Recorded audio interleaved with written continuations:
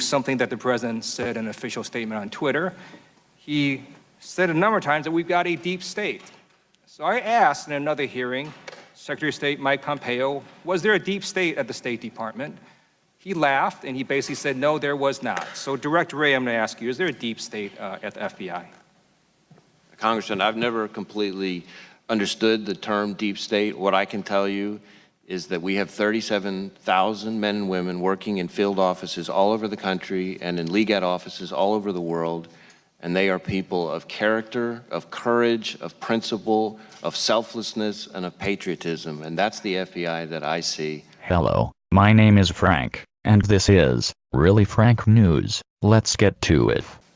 Every FBI agent is a big ball of courage, character, principle, selflessness, patriotism. That tells me that the wonderful, decent, committed Peter Stroker, Stroke, and his wonderful, decent mistress, Lisa Page, might get a Medal of Honor from Director Wray. I doubt that you will hear much more about Peter Stroker, Stroke, anymore, now that a traitor has been found in our government by the mainstream media, the Democrats, and the Muslim Brotherhood. All these people say the President of the United States is a traitor. And why are they saying that? Well, I'll tell you why. It's because President Trump has finally declared war on the deep state. He declared this war with his opening statement at the Helsinki summit. Our relationship has never been worse than it is now. However, that changed as of about 4 hours ago. I really believe that. Nothing would be easier politically than to refuse to meet, to refuse to engage, but that would not accomplish anything.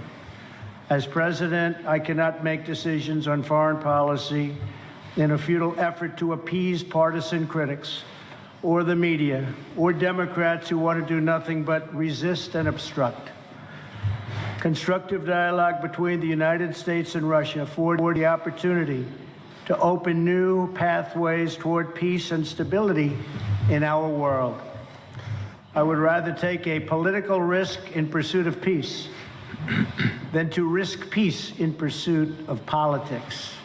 As president, I will always put what is best for America and what is best for the American people. That statement was a declaration of war against the enemies of the United States, the shadow government that hides behind the mainstream media organizations, such as CNN and others, the shadow government agents that have infiltrated our justice system and our political arena, these agents that have been in the process of trying to unseat our elected president, in the same manner they have done in other countries around the world. Rod Rosenstein, the man in charge of the Mueller investigation, the man in charge of the witch hunt, looking for Russian collusion, the man that refuses to give Congress the documents they require to provide oversight in the investigation that has already proven itself to be politically biased against the president. Who is this guy? I know who he reminds me of. He looks a tad like Heinrich Himmler, one of the most powerful men in Nazi Germany. He was charged as the man most responsible for the Holocaust. Well, maybe a little more than a tad. And what about this guy's buddy, that is the head investigator in the Russian collusion witch hunt? Who at one time was the head of the FBI. Who does he remind me of? Well, he kinda reminds me of this guy. Heinrich Müller, who was the head of the Gestapo under Hitler. Where the hell is Antifa when you need them?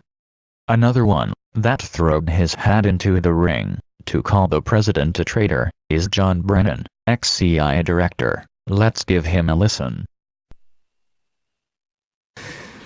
But for more than 3 decades, I have also had the tremendous fortune to travel the world, and as part of that experience, to learn about the goodness and beauty of Islam.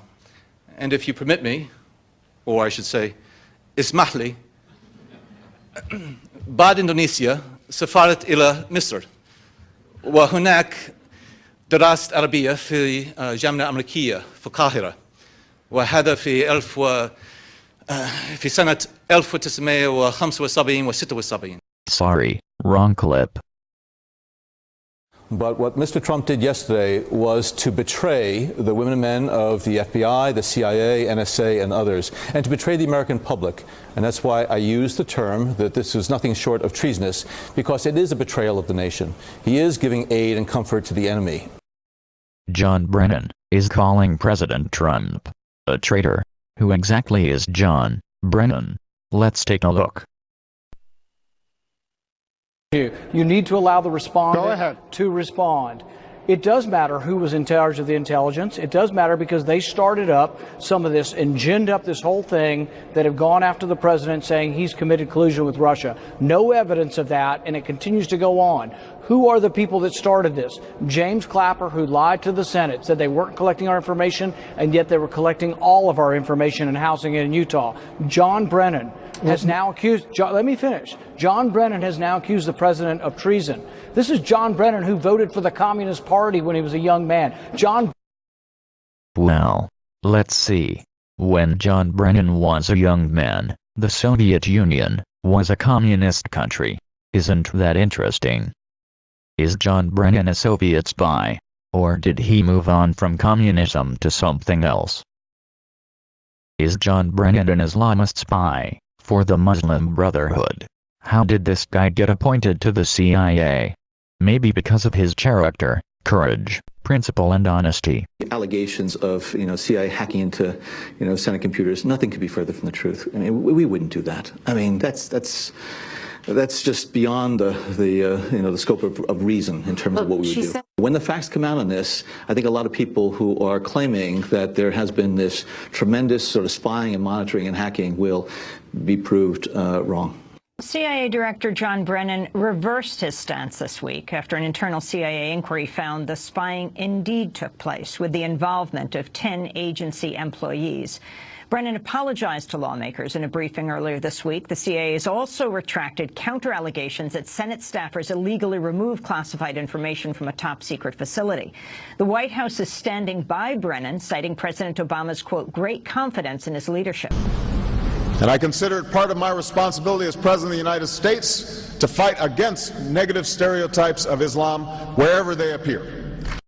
Who the hell has been running this country? I'll bet he don't want his emails going to Congress any more than Peter Stroker, Stroke. So maybe this is the reason the president just wants to see the proof of Russia hacking.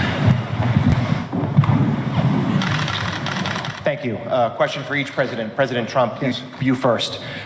Just now, President Putin denied having anything to do with the election interference in 2016. Every U.S. intelligence agency has concluded that Russia did. My first question for you, sir, is who do you believe? My second question is, would you now, with the whole world watching, tell President Putin, would you denounce what happened in 2016, and would you warn him to never do it again? So let me just say that we have two thoughts. You have groups that are wondering why the FBI never took the server. Why haven't they taken the server? Why was the FBI told to leave the office of the Democratic National Committee? I've been wondering that. I've been asking that for months and months, and I've been tweeting it out and calling it out on social media. Where is the server? I want to know, where is the server, and what is the server saying? I really believe that this will probably go on for a while, but I don't think it can go on without finding out what happened to the server. What happened to the servers of the Pakistani gentlemen that worked on the DNC? Where are those servers? They're missing. Where are they? What happened to Hillary Clinton's emails? 33,000 emails gone, just gone. I think in Russia they wouldn't be gone so easily. I think it's a disgrace that we can't get Hillary Clinton's 33,000 emails. So I have great confidence in my intelligence people, but I will tell you that President Putin was extremely strong and powerful in his denial today. And what he did is an incredible offer. He offered to have the people working on the case come and work with their investigators with respect to the 12 people. I think that's an incredible offer, okay? With new information coming out, It seems there were quite a few other anti-Trumpers investigating Russian collusion besides Strzok and Page. So why the hell should the president believe anything his so-called intelligence departments tell him? The Justice Department has refused to cooperate with Congress regarding documents, and seems to do anything they can to keep information from the public and even the president. The president has every right to know where the proof is that Russia hacked the election process. And he has the right to know who the other foreign power is that got all the emails from the DNC. The war is on, we will see who wins.